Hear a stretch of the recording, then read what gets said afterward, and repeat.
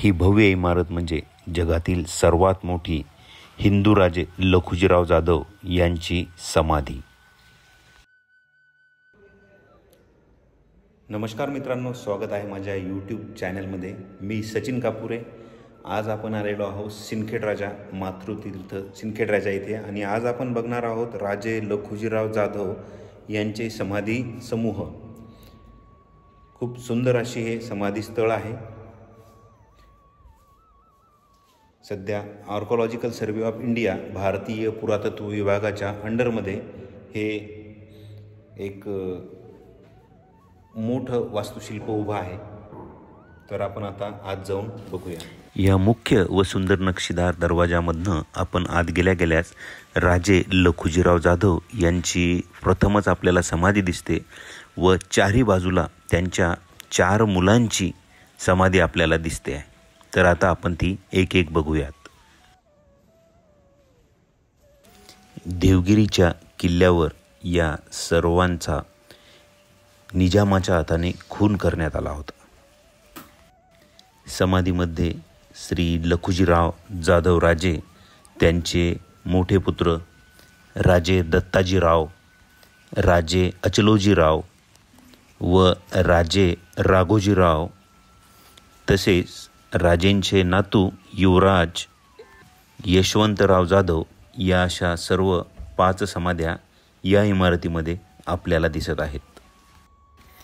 असे म्हणतात हिंदू सम्राट राजे यांचं हे सर्वात मोठं समाधीस्थळ आहे. राजे लखुजीराव जाधव यांचे विदर्भात सिंदखेड राजा येथे त्यांचे भव्य वतन होते. सिंदखेडकर जाधवांचे घराणे हे मूळ देवगिरीच्या यादव राजवटीतील सरदारांची एक शाखा होती. देवगिरी येथील यादवांच्या रायांचा अंत झाल्यावर यादवांचाही जवळजवळ अंत झाला होता. राजे लखुजीराव जाधव हे खूप बलाढ्य सरदार होते.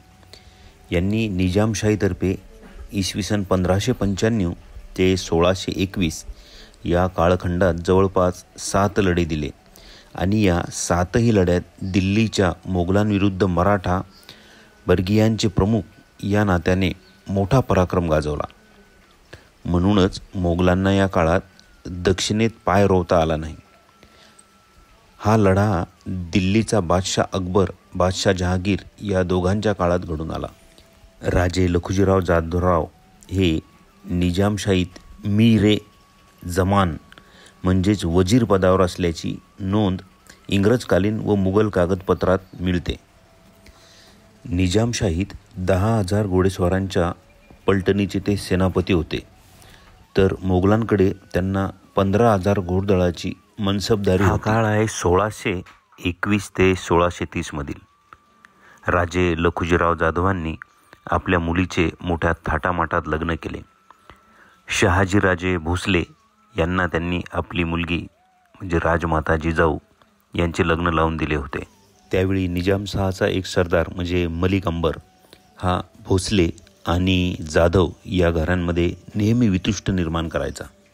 कारण त्याला माहीत होते हे 2 घराणे जर एक झाले तर पूर्ण निजामशाहीच पलटू शकते. नंतर मलिक अंबरच्या मृत्यूनंतर त्याचा पुत्र फतेह खान हा निजामशहाचा कारभारी बनला व हमीद खान याचा खास सल्लागार होता. हा सर्व जनतेवर जुलूम करत होता, अत्याचार करत होता. हमीद खान हा वेळोवेळी निजामशहाचे राजे लखुजीराव जाधवांविषयी नेहमी कान भरायचा, त्यांच्याविषयी उलटसुलट त्यांना सांगायचा. लखुजीराव जाधव हे आपल्या निजामशाही सैन्यात राहून त्यांच्या विरुद्ध कट रचत आहेत असं तो नेहमी निजामशहाला सांगायचा. हे असे ऐकूनच निजामशहाने राजे लखुजीराव जाधवांविरुद्ध एक मोठा कट रचला.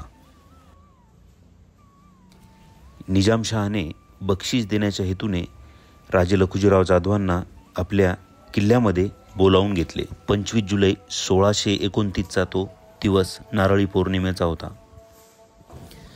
24,000 सरंजाम या दिवशी राजे लखुजीराव जाधवांना निजामशहा देणार होता. त्यासाठीच निजामशाहीच्या दरबारात मोठ्या उत्साहात राजे लखुजीराव जाधव यांना दरबारी आमंत्रण दिले गेले. निजामशहावर पूर्ण विश्वास टाकून राजे लखुजीराव जाधव आपल्या मुलांसोबत व सर्वांसोबत लवाजमासोबत गडावर गेले. भेटीसाठी त्यांच्यासोबत त्यांचे पुत्र अचलोजी, रघुजी आणि नातू यशवंतराव गडावर भेटीसाठी आले. लखुजी राजेंचे पुत्र बहादूरजी हे आपल्या मातोश्रीसोबत गडाच्या पायथ्याशी थांबले होते. चौघेही जाधव दरबारात आले व मोठ्या अदबीने त्यांनी राजांना मुजरा केला. राजा काही न बोलताच तिथून निघून गेला. सुलतानांनी त्यांचा अपमान केला. लखुजी राजांना फार वाईट वाटले. याच वेळी दग्याने लखुजी राजांवर हल्ला चढवण्यात आला. फक्त तलवारींचा जोरात सरसर आवाज आला. त्यांच्यावर हमीद खान, फराद खान व बाकीच्या सरदारांनी तलवारीने हल्ले केले. मारेकऱ्यांची संख्या जास्त असल्यामुळे जाधव परिवारांचा इथे निर्घुण खून करण्यात आला. या चौघांचीही प्रेते रक्ताच्या थारोळ्यात पडली होती. गडाच्या पायथ्याशी उभे असलेले त्यांचे बंधू व त्यांची पत्नी म्हाळसाबाई यांना ही बातमी कळाल्या त्यांनी लपतछपत सिंदखेड गाठले. अशा प्रकारे आपल्या शूर, बलाढ्य व कर्तबदार जाधव परिवारातील सदस्यांची निर्घुण हत्या या किल्ल्यात करण्यात आली. मातोश्री जिजाऊंचे वडील, 2 भाऊ व भाचे यामध्ये मारले गेले होते. संपूर्ण माहेर उद्ध्वस्त झाले होते. याच वेळापासून जिजाऊंचा संताप वाढला होता. यानंतर घरातील स्त्रियाही सती गेल्या होत्या. निजामशहाने आपल्या स्वार्थापायी ही निर्घुण हत्या केली होती. त्यांचे समर्पण सदा अमर अजर राहणार. हे झाले नसते तर इतिहास नक्कीच काही वेगळा असता. मा जिजाऊंना कोणासाठी रडावे हेही कळत नव्हते, परंतु रडत बसणाऱ्या आपल्या मासाहेब कधीच नव्हत्या व इथूनच सुडाची सुरुवात झाली. या जाधव परिवाराला खरंच माझा मानाचा मुजरा. सचिन कापुरे, लोणार.